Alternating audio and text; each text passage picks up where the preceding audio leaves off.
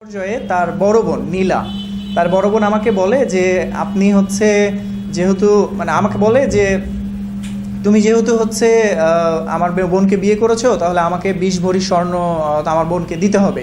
তারা এটা দাবি করে। আর এটা যখন দাবি করে এবং এটাও দাবি করে যে আমার তাদেরকে তার বোনকে ফ্ল্যাট কিনে দিতে হবে। তারা এইভাবে দাবি করে যে আমার বোনের সিকিউরিটি কি, এই সেই করে আমার কাছ থেকে হচ্ছে বিভিন্ন ধরনের কিন্তু টাকা পয়সা চাপ দেয় এবং আমি কিছু টাকা পয়সা তাদেরকে দিই।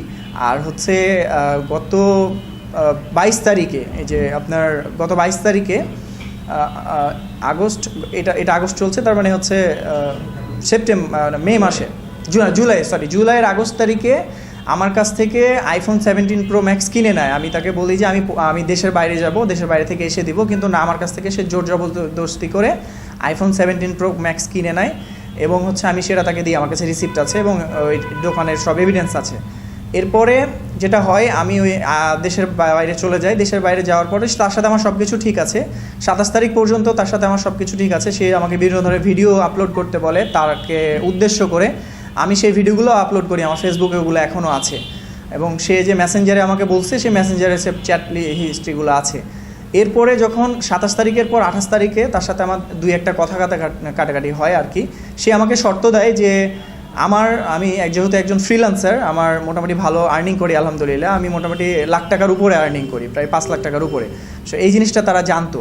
এই জিনিসটা জানার কারণে তাদের উদ্দেশ্য ছিল আসলে আমার কাছ থেকে সব টাকা পয়সা হাতিয়ে নেওয়া।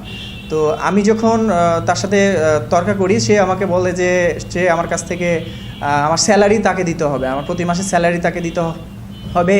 আমার কাছ থেকে সে হচ্ছে আমি কোথাও গেলে সে যদি কোথাও যায়, তাকে কোথাও আমার অনুমতি সে নিবে না এবং কখন সে আসবে না আসবে সব কিছু সে বলবে না আমাকে। এবং হচ্ছে আমার কাছ থেকে আমি তাকে স্টেট ইউনিভার্সিটিতে ভর্তি করি। এক সময়ে তাকে স্টেট ইউনিভার্সিটিতে 26,000 টাকা ভর্তি ফি লাগে এবং সেটা দিয়ে আমি তাকে স্টেট ইউনিভার্সিটিতে ভর্তি করি। তো এইগুলো চলতে থাকতে যখন আমি 28 তারিখে যখন দেখি যে সে আমার সাথে সমস্ত যোগাযোগ বন্ধ করে দেয়, তখন আমি আবার দেশে ব্যাক করি। আমার 7 তারিখ ফ্লাইট ছিল, 7 তারিখের জায়গায় তখন আমি ওই ফ্লাইট ক্যান্সেল করে 4 তারিখ দেশে আসি।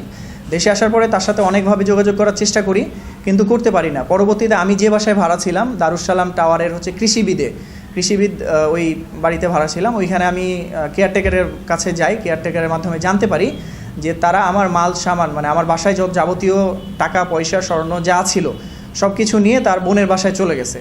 এবং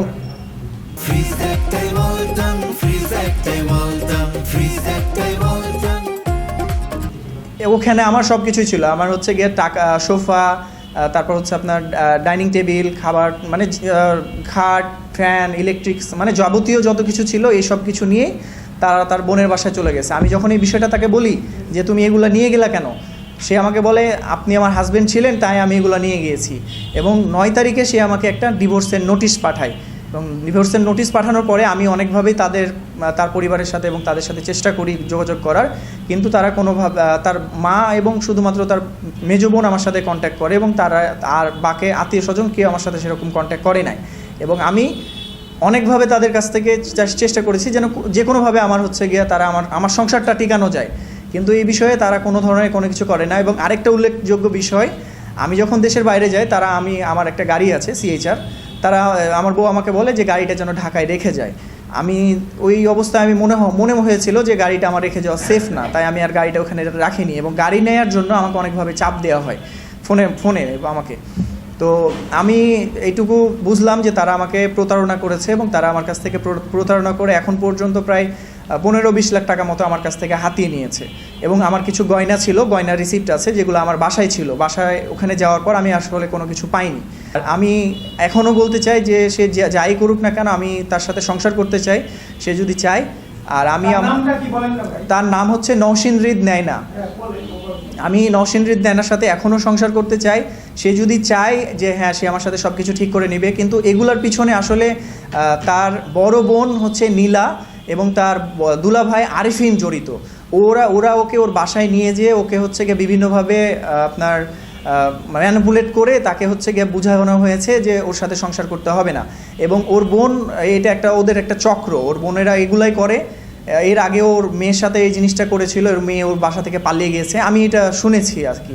তো এখন আমার বউকে পেয়েছে সে, এবং এই জিনিসটা সে আমার বউয়ের সাথে করছে, এবং আমার এটা সন্দেহ যে তারা এটার একটা কোনো খারাপ উদ্দেশ্য নিয়ে এই কাজগুলো করছে নাই। তো তবে আমার সন্দেহ যে ওর বড় বোন কোনো একটা কিছু করতেছে, ওর বড় বোন এবং বড় দুলাভাই তাকে কোনো একটা লোভ দেখিয়ে বা তাকে কোনো একটা ট্র্যাপে ফেলে এই ধরনের কাজ করছে। কারণ এই মেয়েটা এরকম ছিল না, এই মেয়েটা হচ্ছে এমন একটা ছিল, যখন বিয়ের পর আমার সাথে প্রথম যখন সংসার হয় সে আমাকে বলেছিল যে আপনি যদি 50,000 টাকাও ইনকাম করেন আমার কোনো সমস্যা নাই। সে কিন্তু আমাকে এই ধরনের কথা বলেছিল। সে আসলে সে এতটাও খারাপ মেয়ে ছিল না, তাকে খারাপ মেয়ে বানানো হচ্ছে এবং তাকে খারাপ মেয়ে বানাচ্ছে তার বড় বোন নীলা এবং আরফিন।